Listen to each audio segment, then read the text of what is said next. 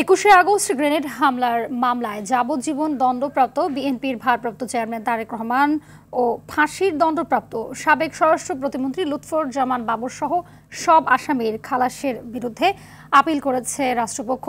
সাবেক তত্ত্বাবধায়ক সরকারের আমলে বাসা থেকে অস্ত্র উদ্ধারের মামলায় সাবেক স্বরাষ্ট্র প্রতিমন্ত্রী লুৎফুজ্জামান বাবরের 17 বছরের দণ্ডাদেশকে অবৈধ ঘোষণা করেছে হাইকোর্ট। সব মামলা থেকে খালাস পাওয়ায় নির্বাচনে লড়তে বাধা থাকলো না বাবরের। বিস্তারিত জানাচ্ছেন নাজিফ ফরাজি।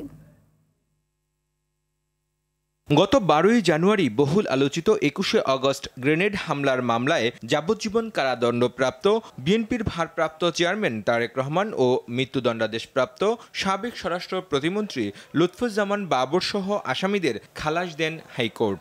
বিচারিক আদালতের রায় বাতিল করে বিচারপতি AKM আসাদুজ্জামান ও বিচারপতি সৈয়দ এনায়েত হোসেনের হাইকোর্ট বেঞ্চ এ রায় ঘোষণা করেন। রায়ে আদালত বলেন, 21শে আগস্ট গ্রেনেড হামলা মামলার বিচার ছিল অবৈধ।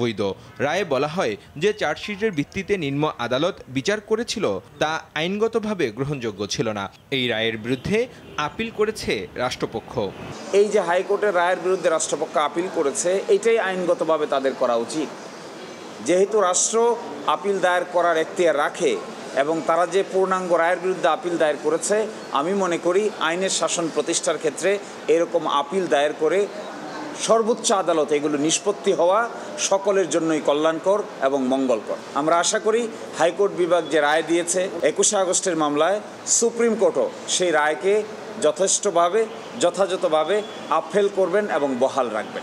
গ্রেনেড হামলার ঘটনায় দায়ের করা দুটি মামলায় 2018 সালের 10ই অক্টোবর আদালত সাবেক স্বরাষ্ট্র প্রতিমন্ত্রী লুৎফুজ্জামান বাবর সহ 19 জনকে মৃত্যুদণ্ড দেন এবং বিএনপির ভারপ্রাপ্ত চেয়ারম্যান তারেক রহমান সহ 19 জনকে যাবজ্জীবন ও 11 জনকে বিভিন্ন মেয়াদে কারাদণ্ড দেওয়া হয়।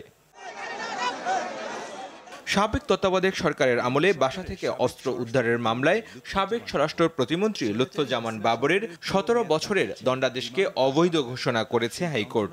বিচারপতি মোস্তফা জামান ইসলাম ও বিচারপতি নাসরিন আক্তারের বেঞ্চ এ রায় দেন। মামলার প্রক্রিয়াটাই অবৈধ ঘোষণা করেছেন। একই সাথে যাদেরকে সাক্ষী রাখা হয়েছে, যাদের সাক্ষ্য প্রমাণের ভিত্তিতে সাজা দেওয়া হয়েছে, তিনি তা অ্যানালাইসিস করে বলেছেন যে এগুলো একটার সঙ্গে আরেকটার কোনো মিল নাই।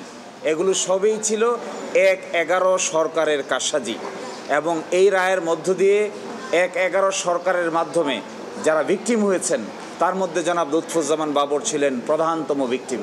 সব মামলা থেকে খালাস পাওয়ায় নির্বাচনে লড়তে বাধা থাকলো না লুৎফুজ্জামান বাবরের। 2007 সালে রিমান্ডে থাকা অবস্থায় বাবরের বাসা থেকে অস্ত্র উদ্ধার ও 20 দিনের মধ্যে চার্জশিট সহ পুরো বিচার প্রক্রিয়া ও আটকাদেশকে অবৈধ বলে রায় দিয়েছে হাইকোর্ট।